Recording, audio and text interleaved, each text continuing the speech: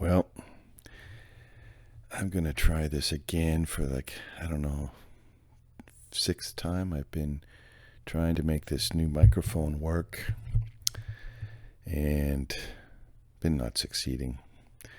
I've got a new camera and a light ring to make me look a little bit less like Casper the Friendly Ghost. And unfortunately for you, the camera is actually a 1080p, more detail. I know, it's tough to look at. So anyway, here's hoping it's working. Okay, so here we go. I felt like I had to create a bit of a foundation for some of the things that I might say around politics and around just society in general these days. I don't know if people are seeing things like the cancellation of various people for saying the wrong thing, or Dr. Seuss books being removed, or statues being taken down of people who were formative, and I guess, and some people might have treated them as heroes, although I think we're a little more nuanced these days with regards to these people, and realize that,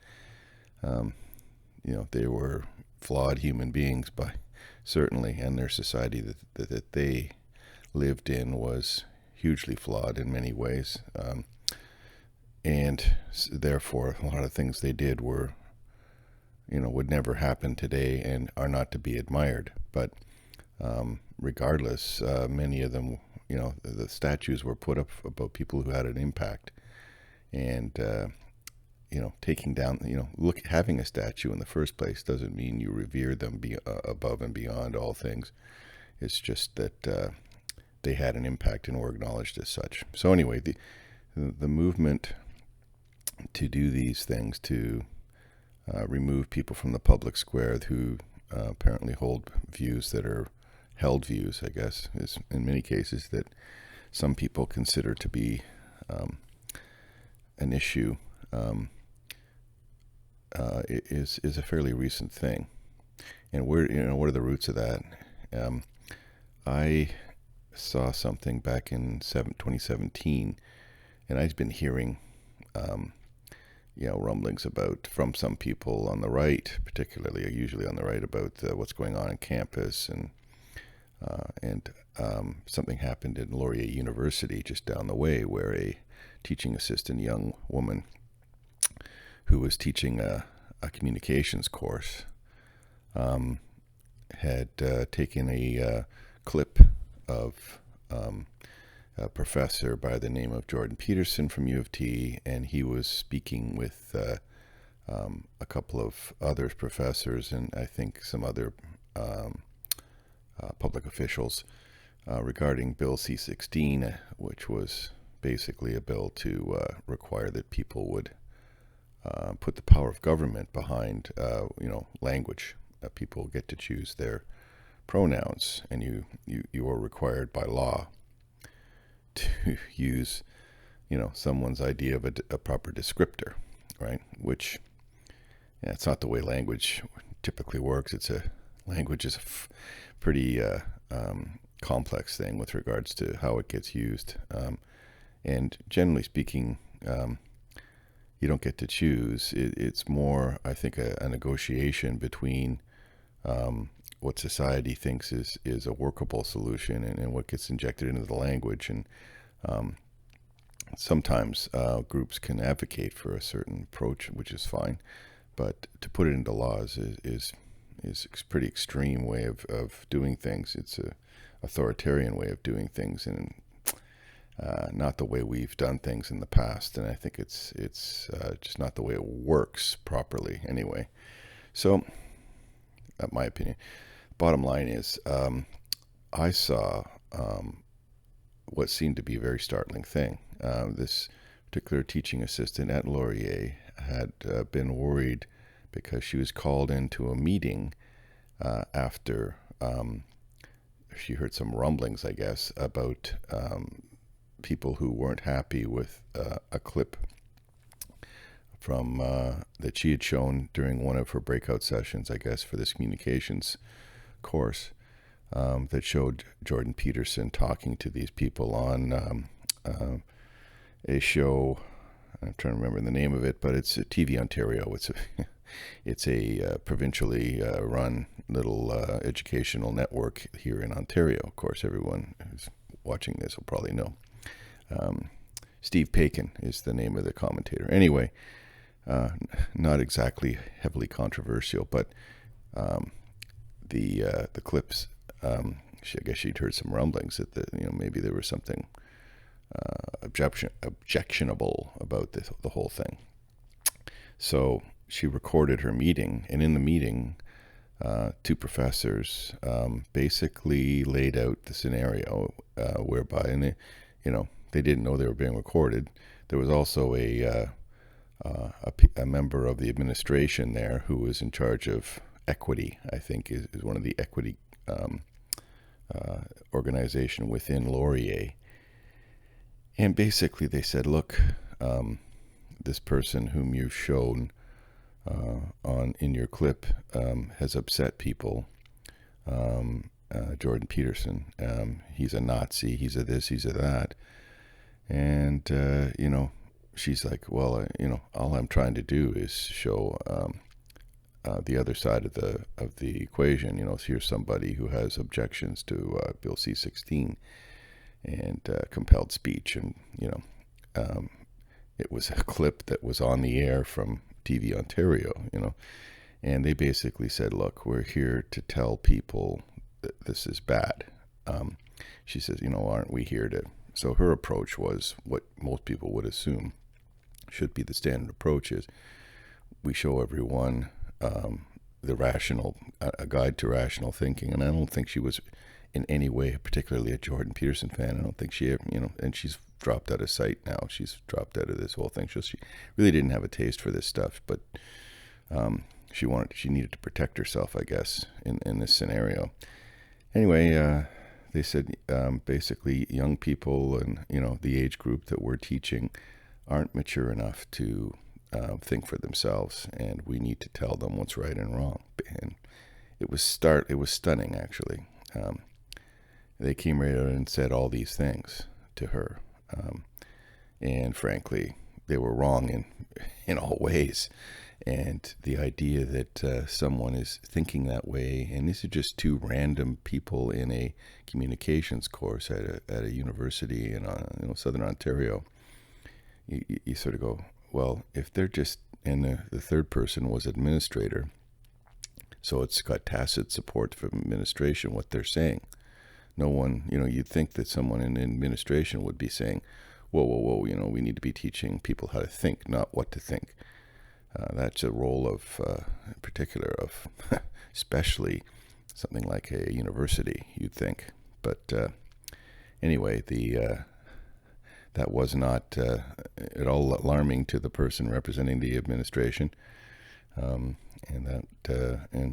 so it made its way to the public, and it became a scandal. And there's a lot of people running around trying to defend the situation, and I'm not even sure where it ended up. I don't think anything happened of any consequence. I think Lindsay, her career was damaged because she was removed because she fought back and basically said, no, I'm not gonna teach you, what people have to think. I don't believe that's the role of a university. She had come from, I think, BC, so she had this was an attempt to get into a master's program.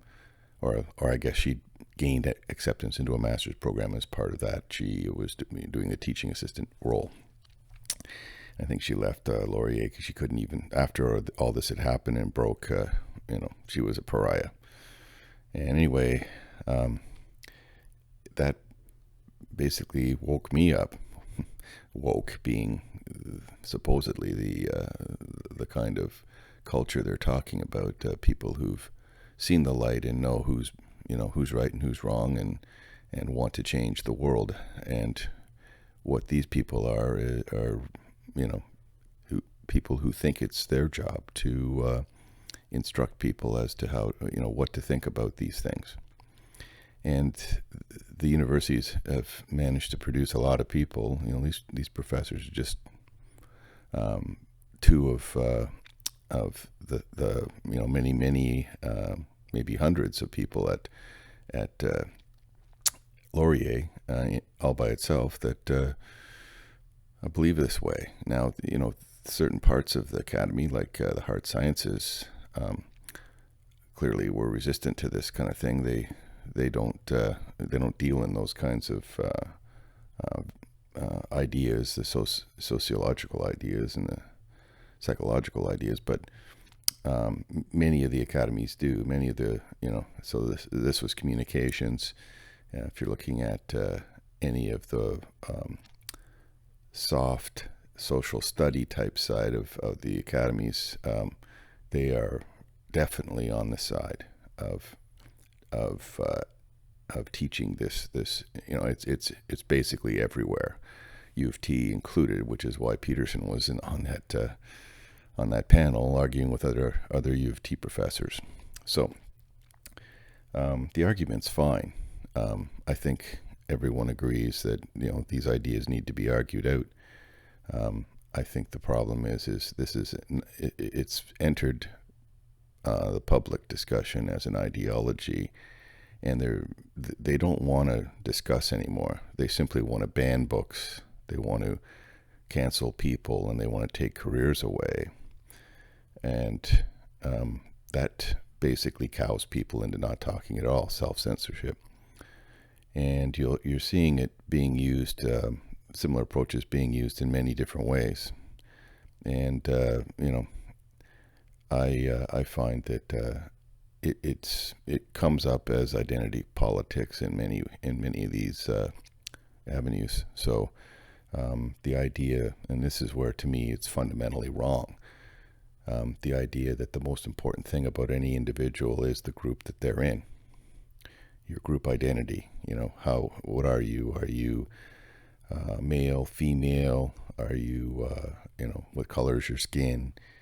All of these immutable characteristics that you can't change and, should not be criteria by which you are judged. It's possible for anyone to be good, for anyone to have many great characteristics, and they should be listened to on a subject that they're an expert on. You don't rule out people to speak on a subject based on the color of their skin or their sex or their cultural background or their religion or anything. It's based on their expertise and the validity of their arguments, the strength of their arguments. So to me, that is just rock bottom. That's bedrock thinking, black letter law, whatever you want to call it. So we build and grow as a society by listening to the people who have the best arguments, and then when the data reflects what they're saying, we move on that, and slowly but surely, inch by inch, we get better. We figure out how to, provide medical services. It's been decided by most of the world that socialized medicine is the best way to go. It's the most efficient and best way to provide universal health care, and we think of health care as a human right. U.S. is obviously a outlier in that view, and you'll hear them make arguments against socialized medicine, some of them valid. Certainly it's, socialized medicine isn't perfect. Anyone who's been through the system as much as I have, and anyone, I guess, who's been through the system knows that there are gaps, and knows that administrating, this unwieldy giant organization can be slow and difficult to respond, but it does some things very, very well, and I've also seen that.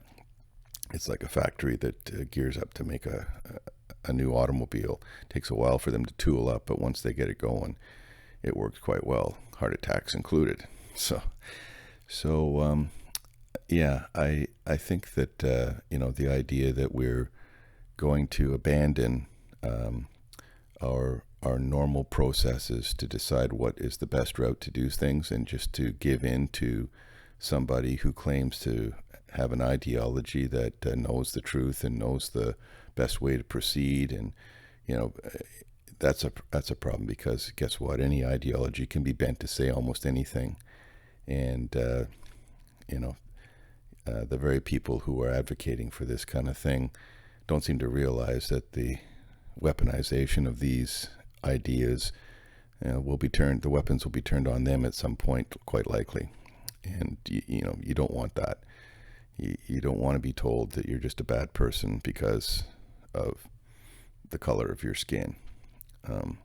And we know that to be false anyway. So anyway, I think that's enough to throw on the table. I don't know how much. I'd be curious to know how much this kind of thing has penetrated to people. I think I sort of got alarmed early. I spoke about it a little bit, even in the hockey dressing room, and most people were like, "What?" It didn't enter their world very much, but it seems to be getting more and more prevalent. So anyway, wondering how much that is the case. Let me know down below. Thanks for listening. And hopefully, once again, things are getting warmer. Things are getting sunnier. It'll be good very shortly. Bye.